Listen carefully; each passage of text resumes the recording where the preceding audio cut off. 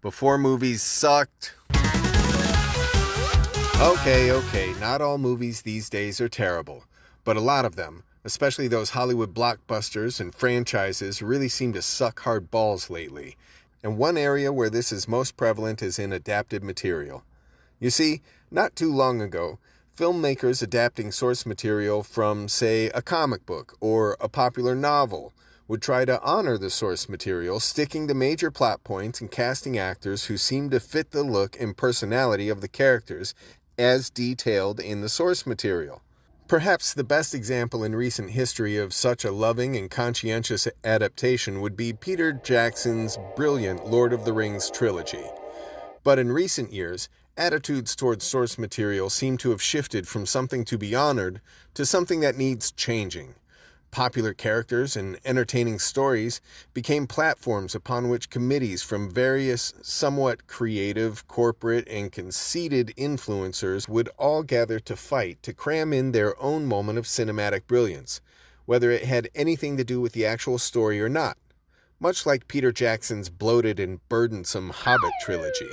So many franchises died under such corporate-sponsored plastic surgery that filmmakers were running out of excuses for their failures and kept insisting audiences didn't understand how brilliant their shitty movies actually were. That's why most movies, especially adaptations and sequels these days, suck curly-haired balls.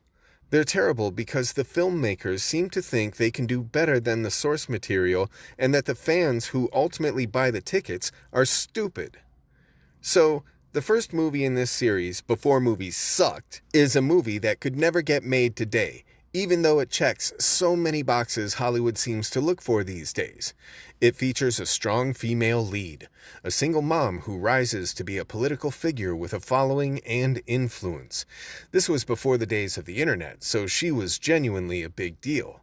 Her son becomes an author who eventually grows out from under her shadow and finds a certain peace and happiness in this unpredictable, tumultuous world.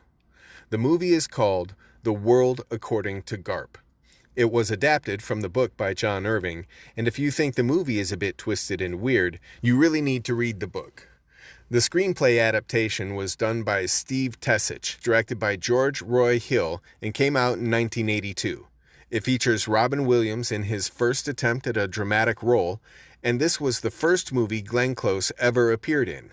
She had been cast from her stage work in theater, something that rarely happens these days unless maybe you wrote Hamilton. So why is this movie so much better than so many movies that suck today? Well, two reasons. Mainly, the story. It's simple, it's straightforward, with no need for flashbacks. It's quirky and weird. It's the life story of this man, Garp, played by Robin Williams, and how he grows out from under the shadow of his famous mother to come to a certain peace and acceptance of life as it is. Unlike the current trend in some productions to forego entertainment in favor of making a platform to express their own personal viewpoints, there is no preaching or overt political messaging, despite Glenn Close as Garp's mother becoming a revered feminist icon. The politics are secondary to the main story of these characters' life experiences. Speaking of secondary things, the other reason this movie works is this.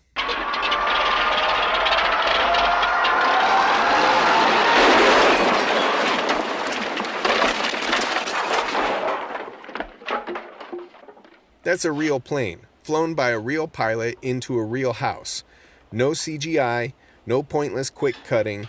The movie takes its time without wasting time. You folks all right down there? Yeah, I'm okay. We're all right. But are you all right? Oh, I'm fine. You mind if I use your phone? Sure, if you can find it. Thanks a lot. We'll take the house. Garp. Honey, the chances of another plane hitting this house are astronomical. See, it's been pre-disastered. We're gonna be safe here.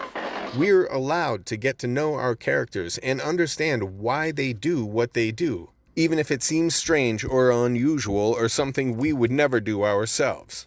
So many movies suck these days because they fail to do what every great movie requires, putting their characters first.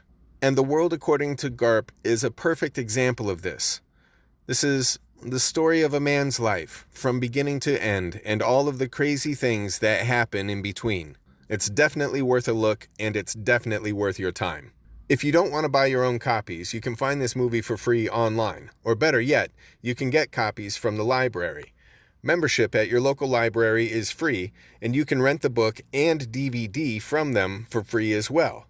The public library even offers its own free streaming service for movies you can watch online, so why pay anybody for something you can't keep?